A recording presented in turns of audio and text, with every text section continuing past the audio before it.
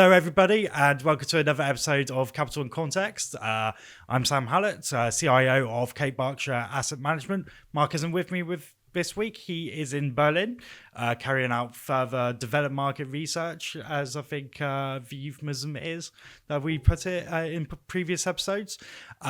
This week, though, as we can see, we're joined by Claire, who's going to be taking over some of the hosting duties, as well as Michael Morris, who acts as a junior IFA within our wealth management business.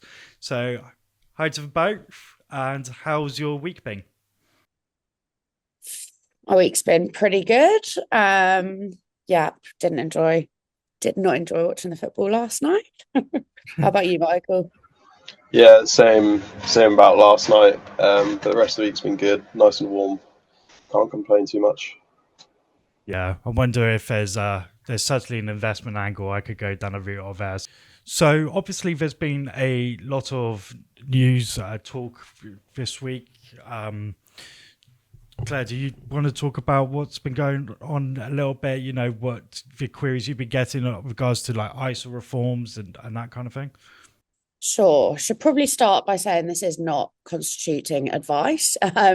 Everything we say is discussion. And just from a compliance perspective, nothing we say in this webinar is personal advice. But yes, we have had lots of changes with regards to what can be held in an ISA. So, from April 2027, there is a rule in place which restricts the cash allocation within an ISA wrapper.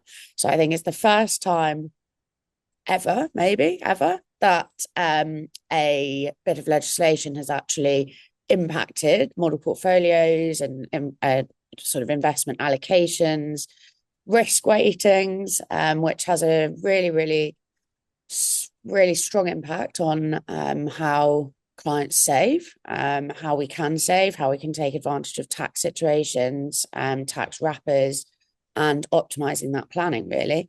So I think that's where discussion-wise today I want to take it, how that impacts on what you're doing, Sam, what your thoughts are for the portfolios. But yes, interestingly, I think on the defensive side, it'd be good to just hear what options there are surrounding, alternatives for cash that can be held within an ISA wrapper from next year. So it's quite interesting. So one thing to point out is that, obviously cash ISA and stocks and shares ISA are always two separate products, but people are talking, as you said, like talking as if it affects all. So the cash ISA allowance, if you are under the age of 65, it's dropping down to 12,000. To be fair, I understand why it's being maintained if you're over 65. It makes more sense. You're probably going to be drawing down more often, so therefore, it makes more sense to have a pot that is a bit more stable. But the in the stocks and shares ISA, anything that's considered cash or cash-like, that is not key part here, because this is something that I think someone internal missed out on their communications to others. If it's part of a diversified portfolio, the tax charges that have been discussed for cash-like investments do not apply. However, HMRC, in a delightfully helpful way, as they are always the case, and you have to wait for there to be a test case to test something, they've not said what the boundary is of whether, when something is a diversified portfolio, and what that percentage for cash like, which includes money market funds. So that's a key thing within my world, what that threshold is. But let's be honest, you wouldn't have more than 10% in my world in an MPS within a cash or money markets, or not for a sustained period of time. So in our core models, it's not going to be much of a worry. Where I think it is a little bit more of a worry is you two definitely have as clients, because you've asked me questions about them, on people that I say have a whole portfolio that consists of cash stroke money market positions. I think that's going to be the interesting area. I think that there's areas that we could go into. So there is more kind of like asset-backed securities. So there's going to need to be quite a bit of education on this kind of area we lean more into it, because asset-backed securities is kind of unfortunately, the way to talk about this is if you go back to 2008, and that's what I mean, that we're going to end up with a bit of education here. So banks will, in essence, sell a whole book of credit card debt into a special purpose vehicle, and then we'll say, like, the first 20% of capital that customers pay back will go to the senior tranche of debt that is attached to that, and you have underneath that you'll have a junior tranche, a mezzanine kind of level tranche, and underneath that an equity tranche, which wouldn't bother us at all. But the debt that's attached to that book of clients, that, so basically your security that is backed by these book of clients that are owing credit card debt, etc., as a whole, that could be an interesting area. So the more senior tiers on that, they're AAA rated. Now, don't get me wrong, people go, yeah, but there was some things in 2008 that are AAA rated. That whole ratings kind of reviews very much washed through. Let's not forget, we're nearly 20 years on from that, so an awful lot of lessons were learnt. I think that's one area could be leaning to. I think there's going to be perhaps fixed income long shorts. We hold one position, there's a long short position which has very, very good downside protection. It returned cash plus a bit over the year, for about 5 and a bit %. I think that's got to be one area to look at. It's got to be, I think, from my perspective, that kind of like money market portfolio product, I think, will transition to trying to be a very uncorrelated product as possible. I think that is the route that we're going to head down. Perhaps I'd be interested to think, whether there's appetite for that product, because after all, for people that tend to like that product, that kind of money market model product, tend to be quite cautious individuals. It's not necessarily, it's those who are risk averse. Obviously, this doesn't impact.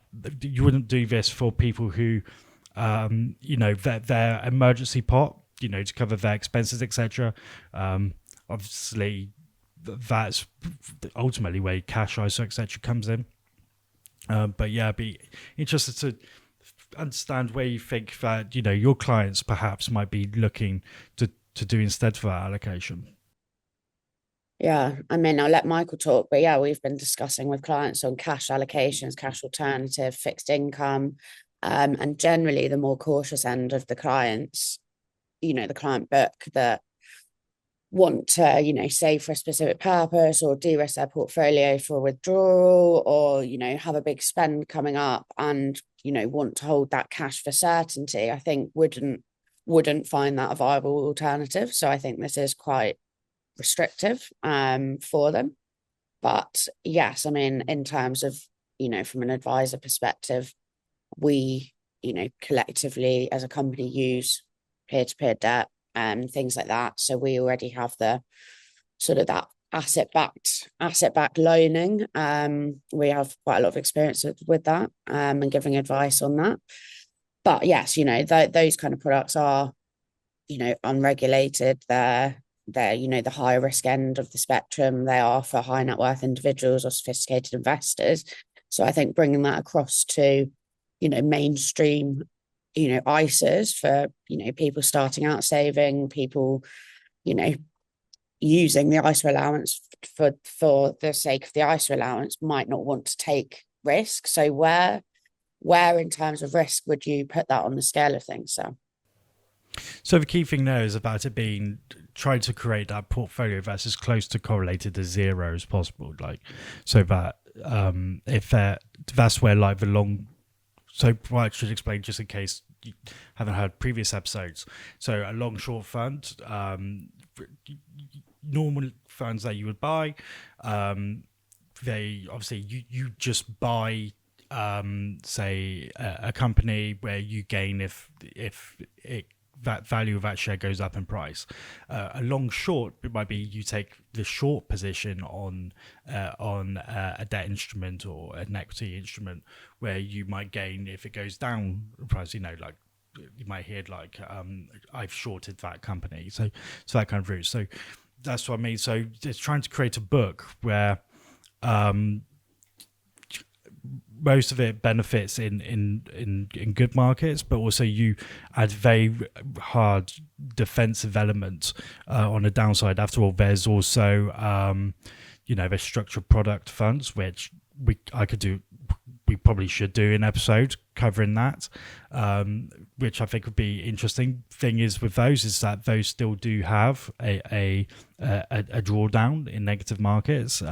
Some people like to say that it's a straight line return. It's not.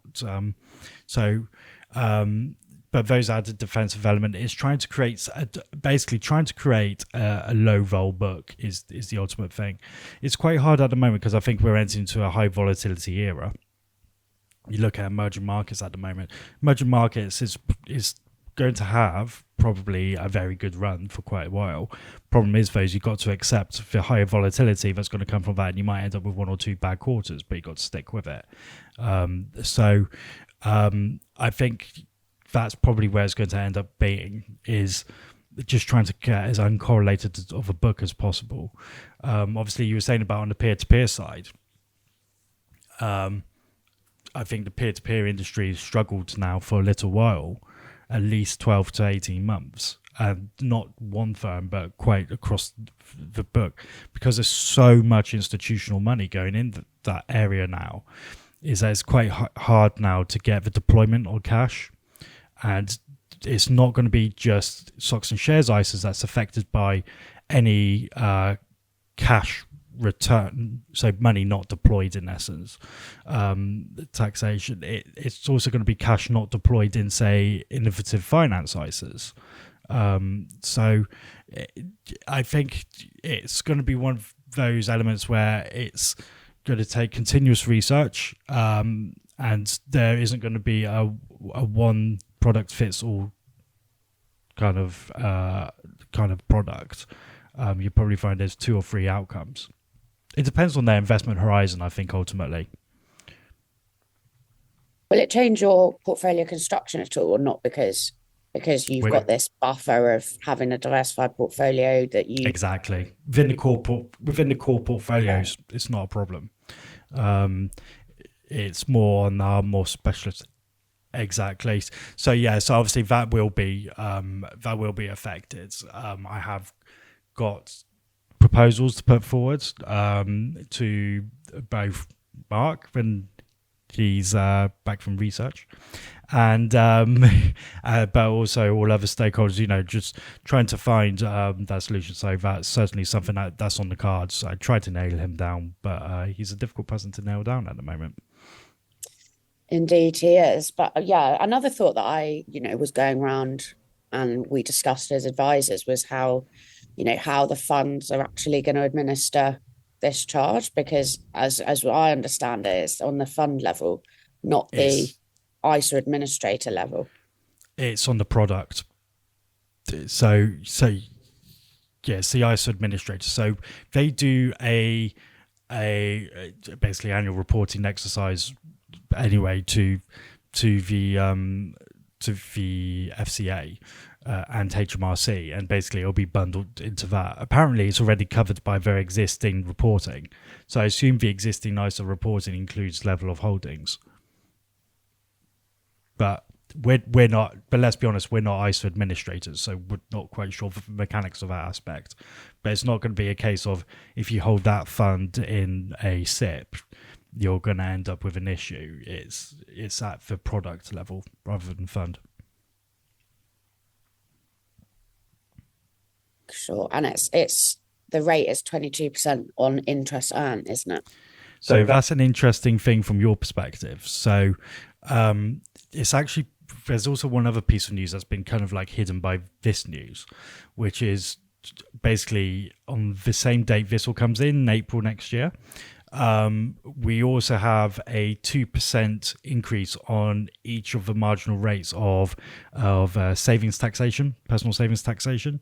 So, yes. So so there could be this odd scenario where if you are a higher straight additional rate tax payer, holding it cash in an ISA will still be more tax advantageous than holding it outside of an ISA, because you'll be taxed at 22% rather than higher rate at 42 or additional rate at 47. So there is some nuances there as well, that this isn't necessarily doomsday for every single investor. Don't get wrong, it's not, no one ends up better off, but an ISA could still be the better wrapper for some people with a lot of cash holdings in the stocks and in a non-cash ISA, I should point out. The other thing that I need to ask my contacts is how will this affect deposit-based structured products? I can answer that one for you. Deposit-based structured products are specifically defined as not cash or cash-like by HMRC. There you go. So deposit structured products are still go. I had a call with someone tomorrow. You beat me to it. Damn, my list of things to ask has gone down. Makes my call shorter, I suppose. Thank you. Always valuable on a Friday to have a little bit more time. What actually is the cash and cash-like allocation in CBAM now from, I guess, in the lowest risk portfolio? And sort of portfolio fives, it won't be, I guess it's not prevalent at all, really. But yeah, in portfolio 1 to 3, where are you? Yeah, sure. So, fortunately, I've got that straight in front of me on the screen here. So, bam. So, cash exactly is, so we have to hold within our models 0.5% as cash. Just because one of our platforms has that as a mandate kind of limit. So therefore, we have to replicate that across all platforms. I'd like that to be 0. But with the exception of 3 and 4, which are holding a bit more cash at the moment, just because they're ready to go into trades, which I've got lined up. We actually hold on P 0 cash at the moment. Where it's been held at the moment is in short duration gilts, etc. Interestingly, they've said that ultra short dated gilts are not considered cash-like. So that's another thing where might end up some of the money market position going into. Within the R range, it is more, just due to the fact that the universe gets a lot shorter. So it's around, in the lowest down portfolio, it's 5% cash. In 4, it's 1.64. 5 holds none money markets. So my hunch is that they're going to say diversified will be like sub 10-15% being money market. If 90% of a portfolio is not money market, then it's obviously not, your aim is not trying to avoid, if that's the right term, but holding money markets within stocks and shares ISA.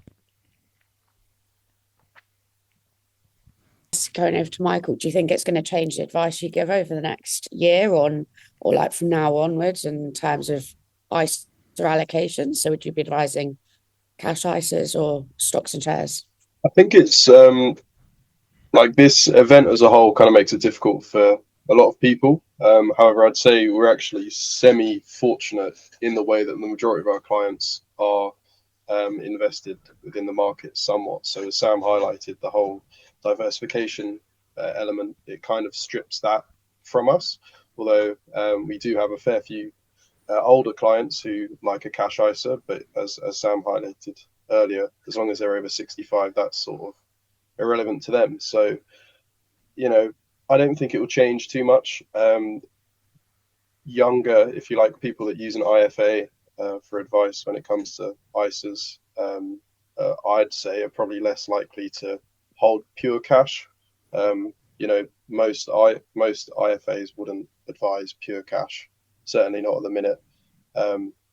But then it sort of opens up a can of worms for those people who don't really have an idea about investing, who don't have an IFA, who really don't understand the market. So for me, it's more of a question why this was even an idea in the first place, because it almost encourages people to, if you're fortunate enough to be able to put 20 grand into an ISA each year, but you have limited to no knowledge on investments, how they work, what to do, then you're, kind of being stuffed out of £8,000, really, aren't you? So it raises the question, why is it a change that's had to come into place? It almost encourages people to get involved with things they don't fully understand.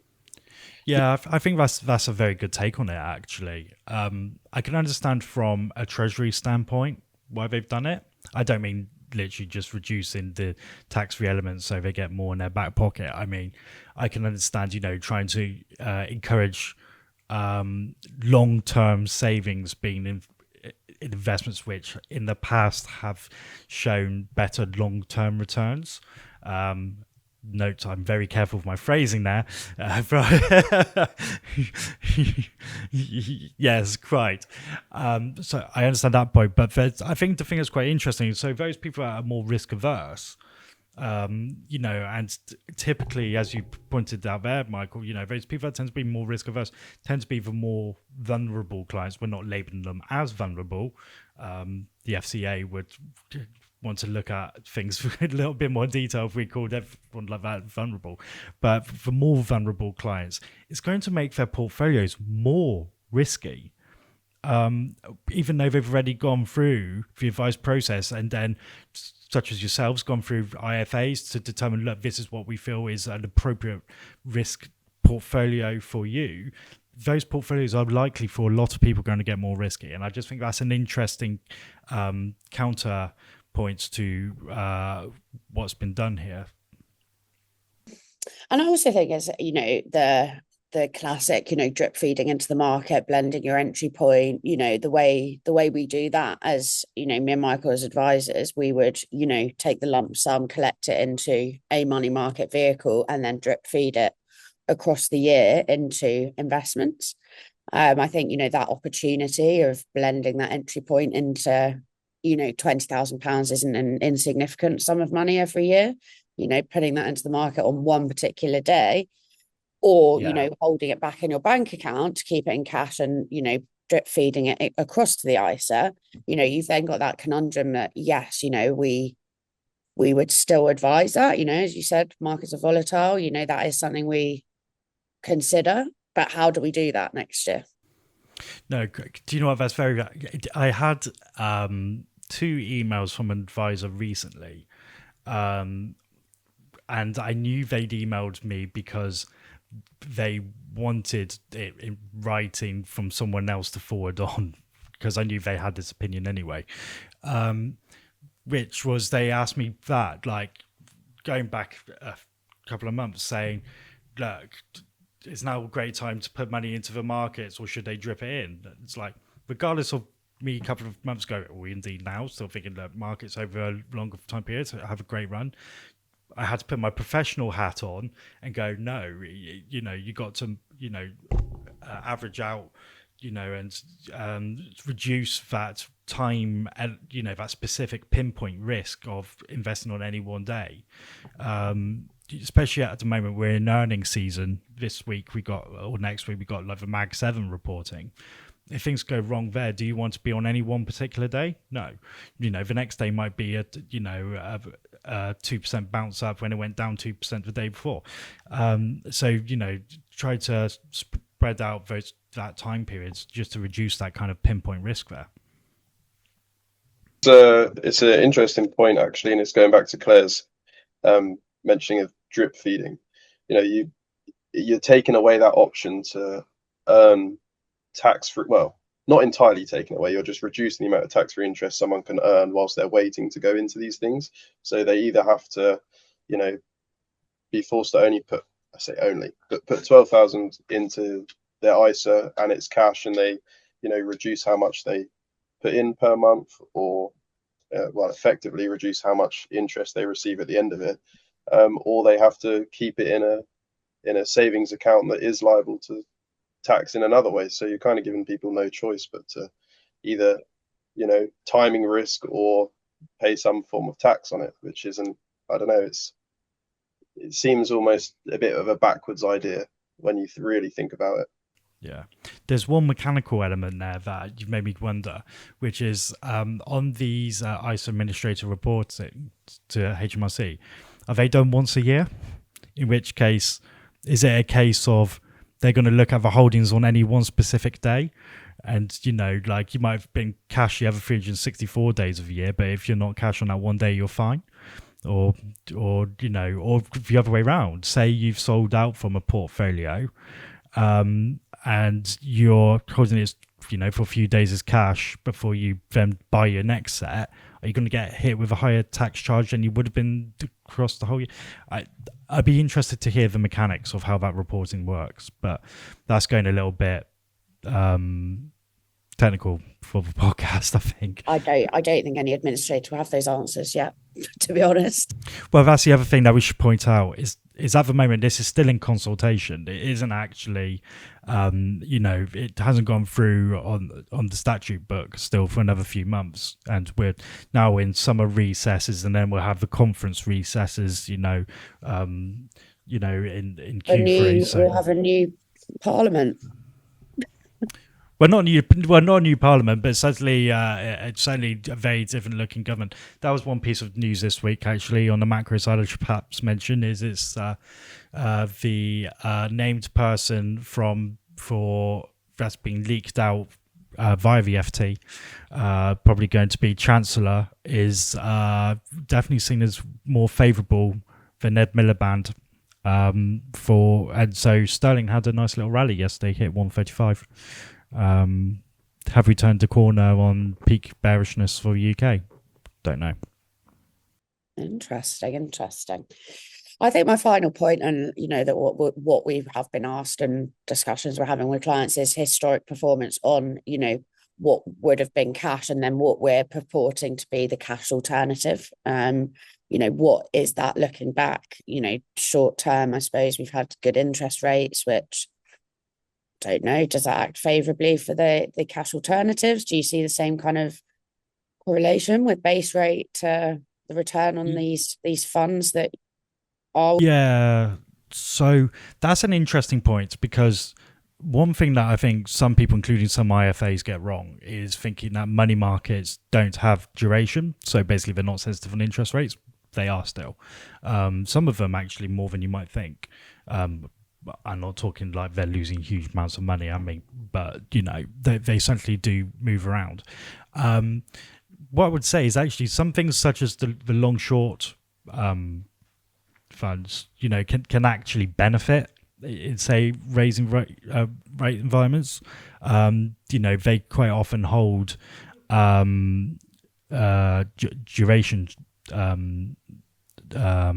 derivatives within them, so they would actually benefit in that environment.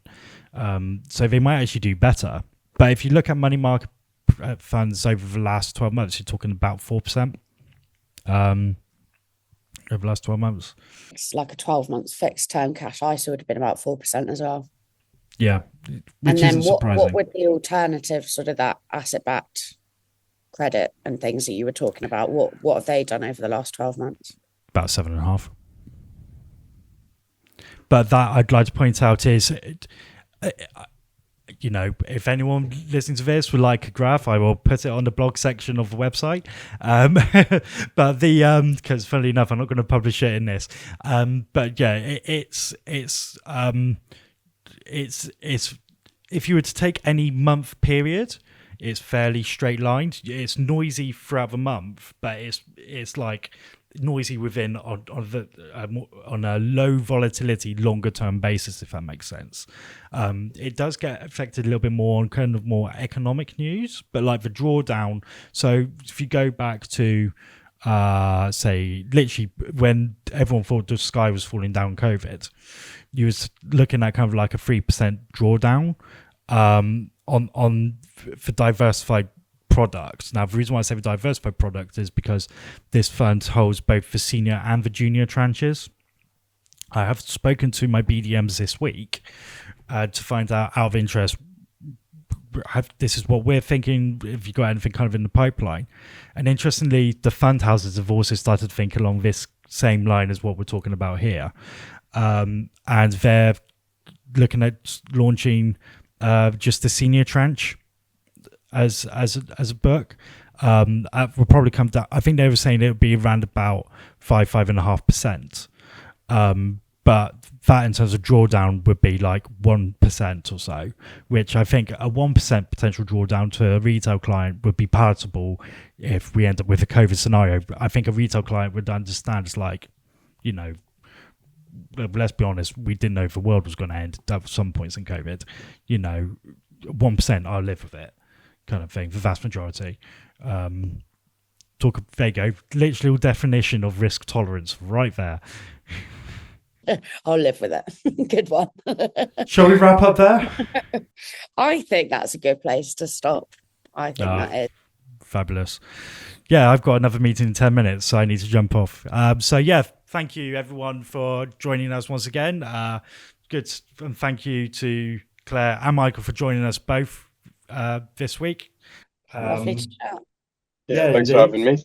No worries at all. Catch you again soon. I'll catch you in all the other meetings I will be doing over the next 24 hours. We'll catch you next week. Thank you very much. Bye-bye.